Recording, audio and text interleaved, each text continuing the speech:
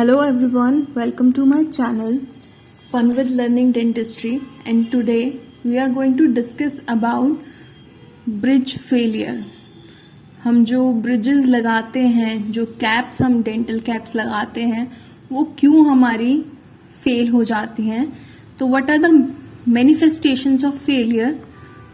या तो आपको पेशेंट को पेन रहेगा, या फंक्शन नहीं हो पाएगा सही से, या एस्थेटिक्स से पेशेंट खुश नहीं होगा, या रेस्टोरेशन टूट जाएगी, या टीथ टूट जाएगा.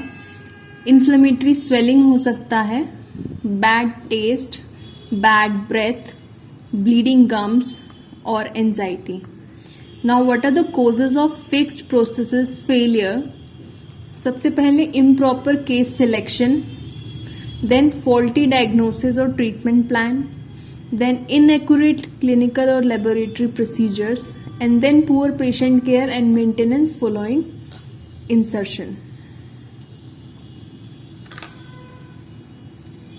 Classification of fixed prosthesis failure. It can be of three types: biological, mechanical, aesthetic. Biological means discomfort होगा, या caries हो, पल्प इंजरी हो, पेरियोडोंटल ब्रेकडाउन हो, ओक्लूजल प्रॉब्लम्स हो, टूथ परफोरेशन हो गया हो, टूथ फ्रैक्चर हो, फिर आपने उसके ऊपर कैप दे दिया, तो वो स्टिल आपका फेल होगा प्रोस्थेसिस. मैकेनिकल में आपका, अगर आपका प्रोस्थेसिस डिसलॉज हो गया या लूज है, प्रोस्थेसिस फ्रैक्चर है, या ओक्लूजल वियर है, परफोरेशन है, तो वो आपका प्रोस्थेसिस फेलियर होगा. Then aesthetics at the time of cementation, और बाद में भी एस्थेटिक फेलियर हो सकता है. So let's discuss every factors, every kind of failures in details. Now we come to biological failures. Biological failures are further divided into three parts, like periodontal breakdown, caries और occlusal problems. तो periodontal breakdown, inadequate abutment teeth adequate नहीं था, periodontal affected abutment teeth, poor oral hygiene और improperly constructed prosthesis. Next is caries, method of detection, management, and then occlusal problems. Now in this picture you can see periodontal breakdown. धीरे धीरे periodontitis अपना aggressive होता जा रहा है और gums recede होते जा रहे हैं, जिसकी वजह से आपका ब्रिज फेल हो रहा है. Then occlusion problem, you can see कि आपने ओक्लूजन प्रॉपर दिया ही नहीं, उसकी वजह से आपका ब्रिज फेल होगा. Then caries, there were caries and you fail to detect the caries at the time of crown placement, तो आपका ब्रिज फेल होने का चांस है. नाउ बायोलॉजिकल फेलियर्स में डिस्कम्फर्ट भी आता है और टूथ परफोरेशन भी आता है. तो डिस्कम्फर्ट में pressure on soft tissue, traumatic occlusion, torque और सर्वाइकल हाइपर सेंसिटिविटी. सो अगर आप डिस्कम्फर्ट देखेंगे, ये पिक्चर में प्रेशर पड़ रहा है सॉफ्ट टिश्यू के ऊपर, तो आपका जो प्रोस्थेसिस है वो फेल क्यों होगा? क्योंकि पेशेंट को पेन होगा. व्हेनेवर वो खाएगा, च्यू करेगा, तो वो प्रेशर वहां पे एक्सर्ट होगा. देन टूथ परफोरेशन, जब आपने आपका आरसीटी किया तो आपने उसको परफोरेट कर दिया और वो उस टाइम पेन नहीं हुआ, लेकिन थोड़े टाइम में उनको पेन दोबारा से स्टार्ट हो जाएगा, तो आपका प्रोस्थेसिस फेल होगा. नेक्स्ट इज पल्प इंजरी और अबटमेंट फ्रैक्चर. पल्प इंजरी में आपने ओवरहीट कर दिया पल्प को, ओवर रिडक्शन हो गया, माइन्यूट पल्प एक्सपोजर हो गया था, आपने ध्यान नहीं दिया.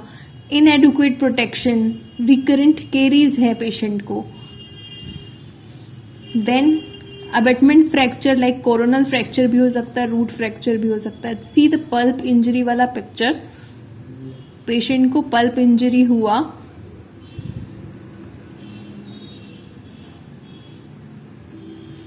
Then abutment fracture,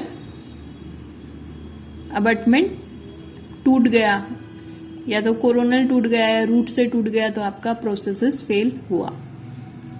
next we come to mechanical failures. Mechanical में आपके प्रोसेसेस फ्रैक्चर हो सकता है, joint fractures, facing fractures, all ceramic crown fracture, faulty preparation, faulty construction and faulty cementation. कोई भी रीजन हो सकता है या पोस्ट फ्रैक्चर हो सकता है. लूजनेस और डिसलॉजमेंट में क्या होता है, रिटेंशन प्रॉपर नहीं आया, faulty preparation, improper design, improper construction. Recurrent caries है, मोबिलिटी है टूथ का तब भी लूज हो जाएगा, टॉर्क सही नहीं है और फॉल्टी सीमेंटेशन है, ओक्लूजल वियर और perforation. Now see in this picture prosthesis fracture, like mostly हम बहुत एविडेंटली कॉमनली देखते हैं जब पीएफएम्स के ऊपर का पोर्सिलिन निकल जाता है तो ये प्रोस्थेसिस फ्रैक्चर हो जाता है. कुछ पेशेंट्स इसके साथ कंटिन्यू कर लेते हैं, बट कुछ पेशेंट्स आपको बार बार आके बोलेंगे कि चेंज दिस, मैंने आपको सिरेमिक का पैसा दिया है, पीएफएम का पैसा दिया है और अभी ये 2 दिन हुआ, 4 दिन हुआ. क्योंकि जब हम इसको ओक्लूजल रिड्यूस करते हैं तो समटाइम्स वो भी एक्सपोज हो जाता है, मेटल एक्सपोज हो जाता है, तो ये बहुत ज़्यादा इश्यूज आते हैं प्रोसेसेस में, हमारे जो पीएफएम्स होते हैं उसमें बेसिकली. लूजनेस इज या तो प्रॉपर कंस्ट्रक्शन नहीं हुआ, लैब में सही नहीं बना, या फिर आपने जब बनाया उसके बाद पेशेंट कहीं चला गया, 1 मंथ तक ही नहीं आया वापस, तो वो एडजस्ट ही नहीं हुआ. एडजस्ट करने के लिए आपने उसको अच्छे से ग्राइंड करके एडजस्ट करना चाहा, वो लूज हो गया. तो there are different reasons for looseness. And then occlusal wear, ऊपर से दांत खत्म हो रहा है, ओक्लूजल खत्म हो रहा है. ठीक है. Now aesthetic failures are at the time of cementation. Actual failures like colour mismatch, poor tooth contour, marginal roughness, extension, metal display in partial coverage, improper pontic placement, porcelain fracture during cementation. Same दिखने में ही सही नहीं लग रहा है जब आपने उसको सीमेंट किया. Colour blindness, unrealistic complaints by the patient. हो सकता है पेशेंट की कंप्लेंट्स कोई अनरियलिस्टिक ही हो कि हमें तो बहुत ही कुछ ऐसा कुछ चाहिए था लेकिन बना तो नॉर्मली. लाइक समटाइम्स क्या होता है, पेशेंट ऐसा आपके कास्ट के ऊपर ही अगर उसको देखेंगे तो बोले अरे बहुत पीला सा बना दिया है, ये क्या कर दिया, बट वो एक्चुअल टूथ शेड होता है उनका, उनके टीथ का वो शेड होता है. तो जब वो लगता है तो तब भी उनको लगता है नहीं पीला लगा दिया, वो ये नहीं देखते कि वो बिल्कुल मैच कर रहा है. तो अनरियलिस्टिक एक्सपेक्टेशन कि बिल्कुल वाइट चमकदार होना चाहिए हमारा दांत नया. तो इनएडुकेट कम्युनिकेशन की वजह से ये हो सकता है, क्योंकि आप उनको स्टार्टिंग में ही बता के चलिए कि आपके टूथ का ही शेड लगेगा, कोई वाइट चमकदार दांत नहीं लग रहे हैं. Unrealistic expectations of patient and dysmorphophobia, मतलब कि वैसा नहीं है लेकिन उनको लग रहा है कि वैसा है. अब वो साइकोलॉजिकल होता है. नाउ बाद में जो एस्थेटिक फेलियर्स होते हैं, दैट इज जिंजाइवल रिसेशन हो गया, सब पोंटिक टिश्यू श्रिंकेज हो गया, लाइक पोंटिक के नीचे का टिश्यू श्रिंक हो गया, तो अब वहां पे फूड लॉजमेंट होता है और दिखता है gap. Then periodontal surgery, porosity, drifting of anterior teeth, wear. So you can see color blindness in the picture, and then you can see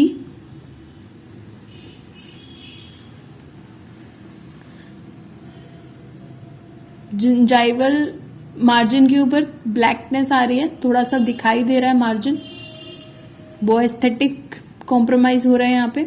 then साथ में एक लेडी है जो कि थिन है लेकिन अपने आप को उनको लग रहा है कि मैं फैट दिख रही हूँ.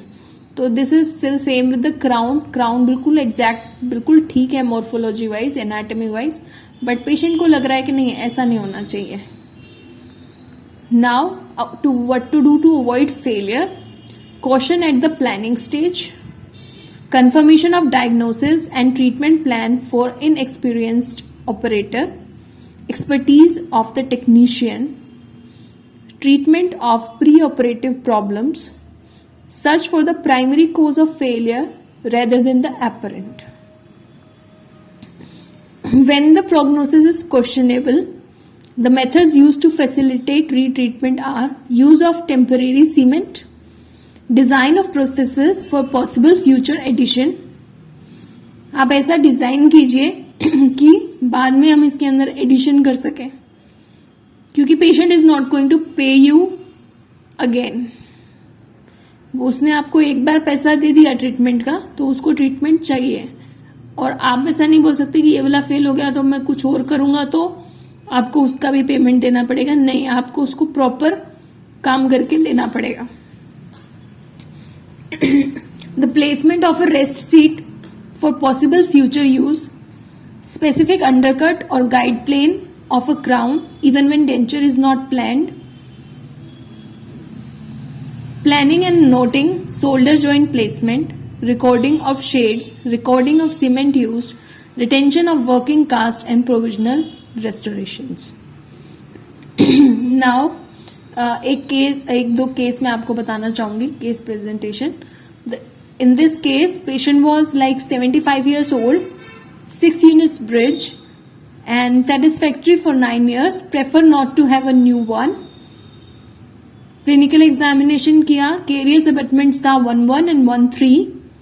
तो आपने मैनेजमेंट हमने क्या किया, केरीज को रिमूव किया, रूट कैनाल ट्रीटमेंट किया, पोस्ट एंड कोर किया इस टूथ का, bridge lasted for the remaining 6 years।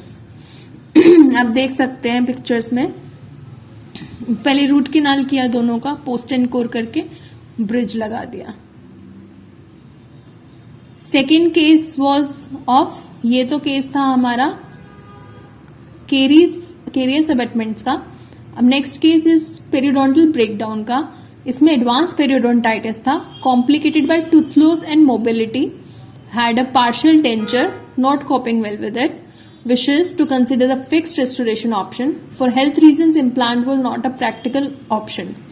So management क्या हुआ, teeth prepared for full crowns, telescopic crowns with parallel path of insertion cemented permanently, one piece fixed bridge fabricated over the crowns। क्योंकि periodontitis था, आप इसमें देख सकते हैं 6 को हमने अच्छे से प्रिपेयर किया and then we gave a single joint crown, single joint bridge. So thank you very much for listening to this video, and if you want any other topic to be covered by me, please do let me know in the comment section. Thank you so much for your time. Goodbye.